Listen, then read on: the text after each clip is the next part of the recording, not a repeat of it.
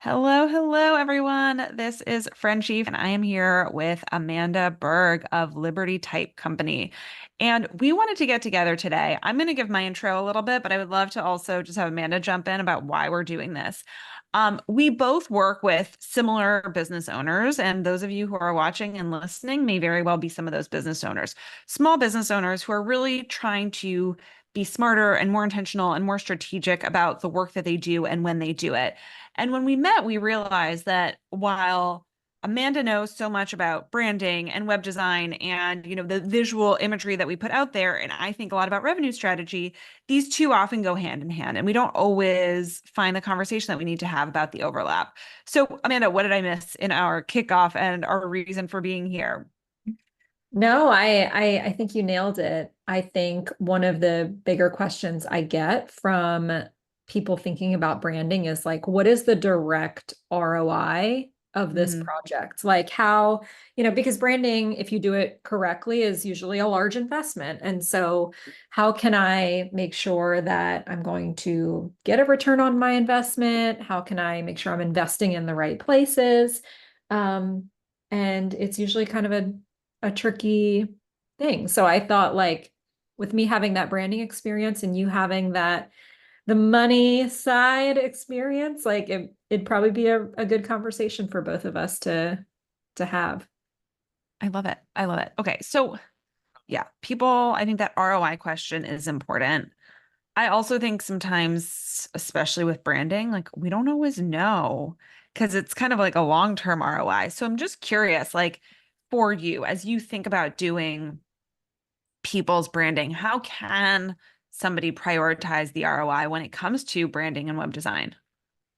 Well, it's important to know like why you're doing this so that you can even measure what that return might look like. I mean, some people rebrand because they've never had a brand before, and that might be a little bit, harder to measure.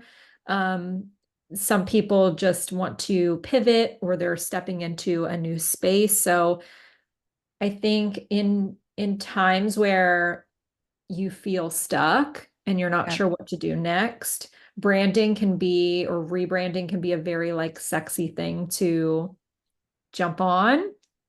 So keeping that in mind of like, what's the why? Why am I looking at rebranding in the first place? And that'll set some good standards and some goals when you're looking to invest in someone so they know like why we're doing this and what direction we're going to take it to make these goals happen. Yeah. Yeah. I think that totally makes sense. Yeah, I mean, I think that the way I think about it is I'm looking at a larger business strategy and how branding fits into that.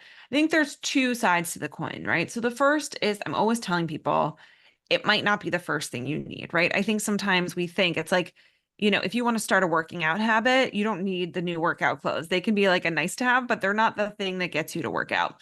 So there are some foundations that I think are really important for people to make that bigger investment. I think it depends a little bit on your expendable income.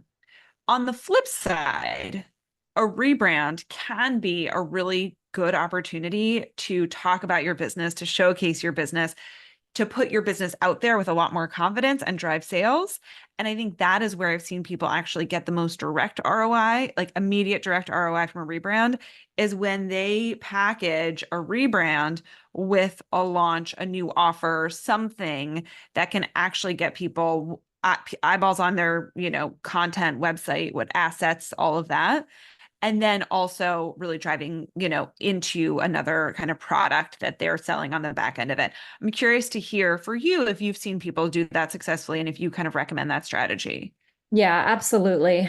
Um, I don't see as much of a success when people rebrand and it's like just a freshened up, cleaned up version of what they had before because it's not that exciting and people will just kind of scroll through it like, oh, that's nice. Like you changed your colors and your fonts. Like now you look a little more trendy for the time. There's nothing that is incentivizing that now is the time to take the next step, work with this person. So whenever it's coupled with the launch of like a conference, a summit, a new offer, a course, a challenge, something that gets people like now I have to take action, right? Yeah. That's a much better return. Right. So really, I think what I'm hearing and thinking is like really using a rebrand as a moment to create a larger marketing strategy around. It's not just about the new website. It's about like what the new website is unlocking for your potential clients. So let's just say you're a health and wellness coach. If you couple a rebrand with a new way of working with people and an even more transformative offer, it kind of is like the branding almost like amplifies the message that you're already trying to send. Yeah, exactly. Because when you rebrand and you're really stepping into this brand new you, Hmm. something you're signifying to people that things are different now. And so if they go to your website and like it's all the same offers, it's all the same thing. There's nothing new there. It's a Yeah. very disjointed message. Like Yeah.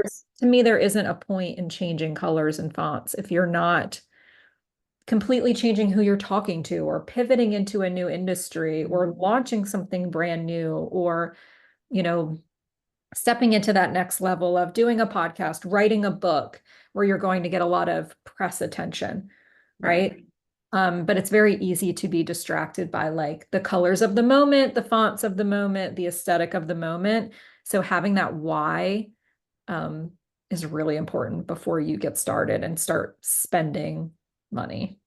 Yeah, absolutely. Which I think this is going to be counterintuitive because I don't know that people would expect you to say this, but a lot of times, I hear people be like, I just need my website to get started. And sometimes I'm like, I actually don't know that you do. And I'm curious to hear, like, not to say that you shouldn't have a landing page or something, right? But it doesn't need to be a full 5-page, 8-page website to actually launch your business or get the ball rolling on your vision and your idea. Would you agree with that?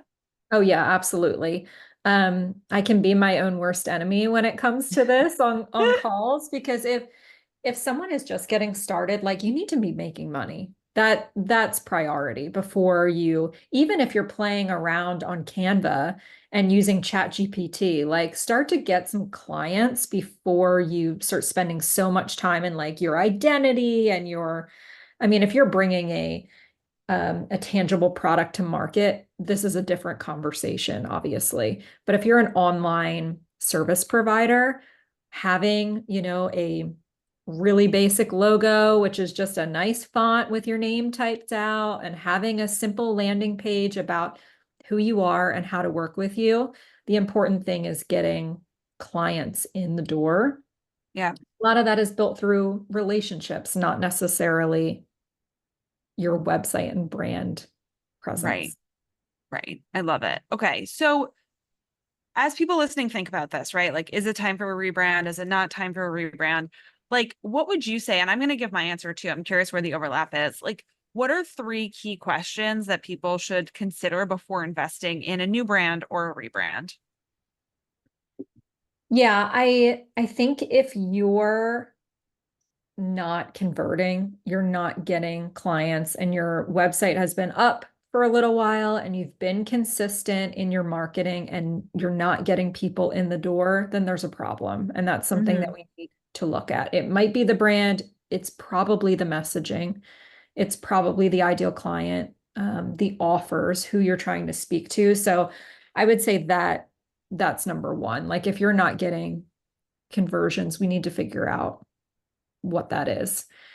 Um, if you know that you have a lot of opportunities coming up and you're looking at the level that you want to be in, say, the next year, and those people that you are aspiring to be like, not to copy, but just to be, they're the go-to in their space. You want to be the go-to in your space. You're going to be getting some press attention. Um, and you're working with something that is very amateur, DIY, looks like you did it. If you have that kind of like, oh, I don't want to even put my logo on a printed card to hand out at this conference because I'm embarrassed when they go to that link. You have to start showing up as the person that you want to be to really embody that. So that's another one. If you're stepping into a new season and you feel like you're not matching with where that next season's going, um, then I think it's time to invest. And if you are,